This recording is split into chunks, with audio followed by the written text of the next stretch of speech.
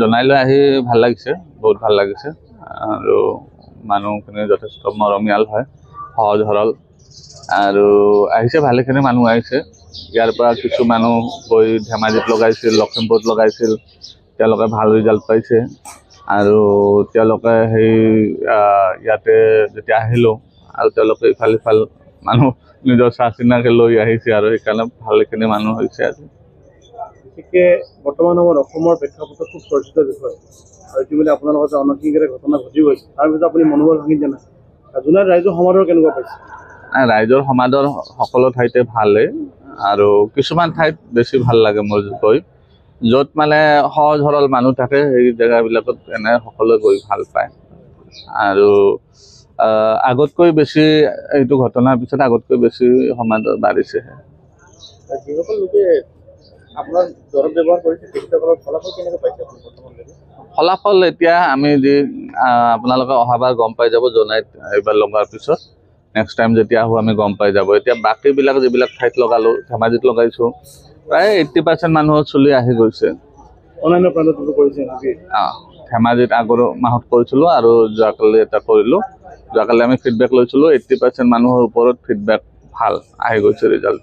আৰু ইয়াতেও মানুহৰ ভাল ৰিজাল্ট আহিব।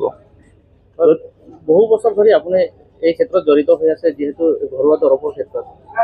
যিহেতু প্ৰথমবাৰ আপুনি জোনাই আহিছে, জোনাইত শিবিৰ এটা অনুষ্ঠিত কৰিছে, ইয়াত আপোনালোকে অকল চুলি গজা অকল দৰৱ দিছে নে বেলেগ দৰৱো? নহয় নহয়, চুলি গজা ইয়াতে চুলি যোৱাৰো বহুত কাৰণ থাকেতো, সেইবিলাক কাৰণ আমি বিশ্লেষণ কৰি, কিছুমানৰ লিভাৰ প্ৰব্লেম থাকে, কিছুমানৰ পাইলছৰ প্ৰব্লেম থাকে, কিছুমানৰ বেলেগ বেলেগ প্ৰব্লেম থাকে, সেইবিলাকো কৈ দিয়া হয়। তাৰপিছত আৰু কাৰোবাৰ কিবা বেলেগ বেমাৰ আজাৰ থাকিলে মোক সোধে, ক'বই লাগিব অমুক আছে বা মোৰ ঘৰত অমুক আছে।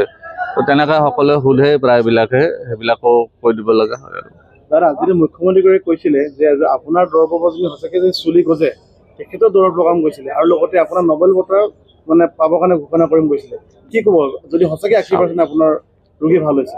চাওক, মই এতিয়া বঁটা বা তেনেকুৱা আশা লৈতো কাম কৰা নাই। এতিয়া ৰিজাল্ট কি মুখ্যমন্ত্ৰীটো দেখা পাইছে, বহুতকেইটা ভিডিঅ' মই তেওঁক টেগ কৰি দিছোঁ, আৰু ৰাজহুৱা ভিডিঅ' টেগ কৰি দিছোঁ, মানে এজন দুজনৰ নহয়, একেলগে পুৰা পাব্লিকৰ ভিডিঅ' টেগ কৰি দিছোঁ। তো সেইটো তেওঁলোকৰ বিষয়বস্তু হয়। মোৰ বিষয়বস্তু হ'ল কি, মই কাম কৰি গৈ থাকিব লাগে। বঁটা বাহন সেইবিলাক আহিব যাব, ৰাইজৰ মৰম সদায় থাকে। আৰু মুখ্যমন্ত্ৰীগৰাকীয়ে আপোনাৰ দৰৱ লগাব, তেওঁ 50 বছৰ হৈ গৈছে যেন লাগে। মইতো কৈছোঁ 50 বছৰৰ ওপৰত চুলি নাহিব। কিন্তু ইয়াতো আমি ভালেখিনি 50 বছৰ ওপৰৰ মানুহ দেখিছোঁ। আছে, বহুত আছে, আশা এটা লৈ আহে, ৰিজাল্টটো পায়। কিন্তু 50 বছৰৰ ওপৰত আমি আৰু ডাঠি ক'ব নোৱাৰোঁ যে আহিবই, কাৰণ 50 বছৰ হৈ গ'লে লিভাৰ কিডনি চব দুৰ্বল হৈ যায়তো।